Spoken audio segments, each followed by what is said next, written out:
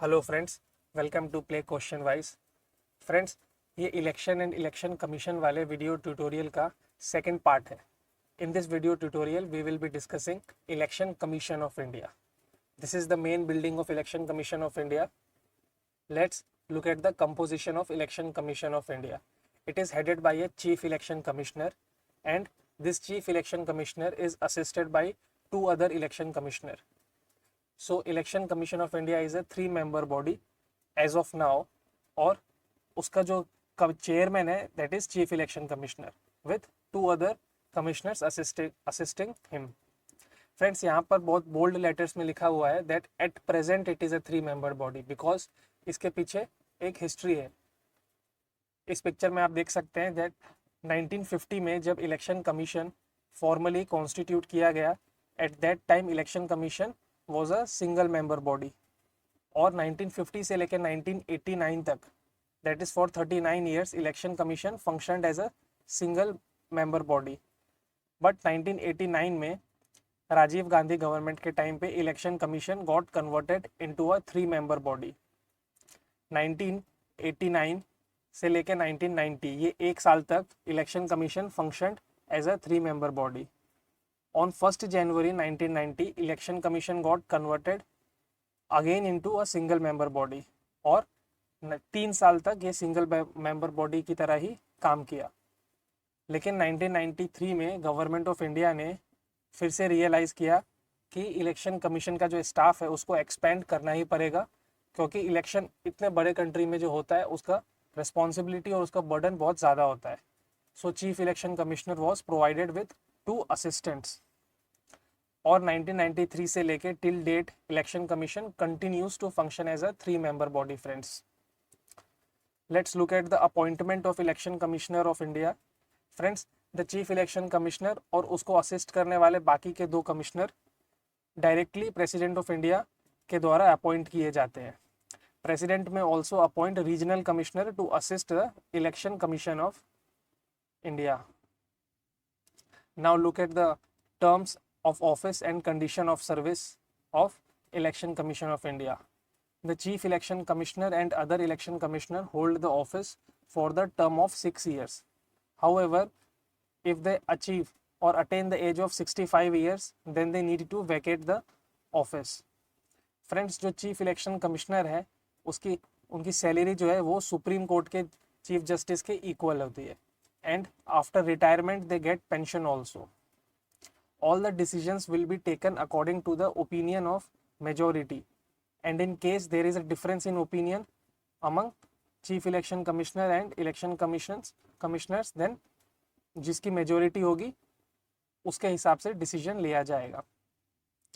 Friends, independence of election commission of India. Election commissioner का जो removal है that can be he can be removed in the manner as a judge of a Supreme Court, which is not very easy. Other election commissioners can be removed only on the recommendation of chief election commissioners. Friends, no one can change the condition of service of chief election commissioner. और जो chief election commissioner है उनका complete control होता है उनके पूरे staff पे जो इलेक्शन ड्यूटी पे लगा हुआ है.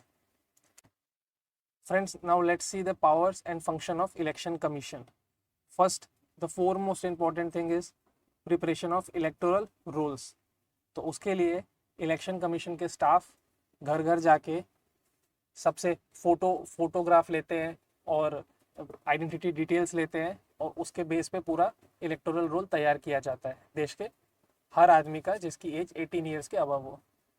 Second, recognition of political parties. Then उन पॉलिटिकल पार्टीज को सिंबल अलॉट करना और इंडिपेंडेंट कैंडिडेट्स को भी सिंबल अलॉट करना. पूरा जो इलेक्शन है उसको कंडक्ट करना और ये इंश्योर करना कि जो इलेक्शन था वो फ्री एंड फेयर हुआ. अगर इलेक्शन फ्री एंड फेयर नहीं है तो कोई मतलब ही नहीं है इलेक्शन करने का. Sixth, power of election commission is disqualification on ground such as being unsound mind, holding office of profit etcetera. अगर कोई भी कैंडिडेट जो इलेक्शन में खड़ा हो रहा है किसी भी रीज़न से, अगर इलेक्शन कमिश्नर ये फील करते हैं कि he should be disqualified because इसका दिमाग ठीक नहीं है या ये करप्ट इंसान है, ये कुछ और बिजनेस भी करता है इलेक्शन के साथ साथ, then he has the power to disqualify that candidate. Election procedure conducted by election commission. Friends in 6 steps में हम देख सकते हैं, ये 6 स्टेप्स ही फॉलो करती है इलेक्शन कमीशन, जो पूरा प्रोसीजर कैरी आउट करना होता है इलेक्शन का। सबसे पहले announcement of election dates, after that nominations, जो लोग फाइल करते हैं जिनको इलेक्शंस फाइट करना होता है। Then after this nominations are file, इनकी अच्छे से स्क्रूटनी होती है, और जब स्क्रूटनी होके सब साफ हो जाता है उसके बाद ही पब्लिकेशन ऑफ लिस्ट होता है, और पब्लिकेशन ऑफ लिस्ट हो गया उसके बाद इलेक्शन कमीशन सारे कैंडिडेट्स को टाइम देते हैं कैंपेन करने के लिए, और कैंपेन के बाद फिर पोल होता है, और जब पोलिंग ख़त्म हो जाए उसके बाद काउंटिंग ऑफ वोट्स और उसको वेरीफाई करना एंड देन डिक्लेयर करना रिजल्ट। ये पूरा प्रोसीजर है जो इलेक्शन कमीशन फॉलो करता है जब कोई भी इलेक्शन होता है इंडिया में। Allotment of symbols to parties and independent candidates. Friends national and state parties can have same registered symbols for all their candidates. Independent candidates can choose any symbols out of the list of free symbols.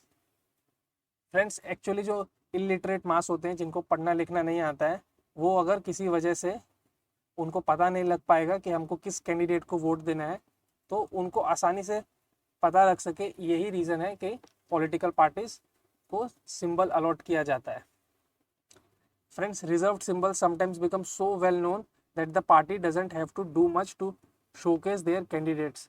सही बात है, जैसे कि कांग्रेस का हाथ या BJP का कमल, ये देख के ही इंडिया में लोग वोट देते हैं।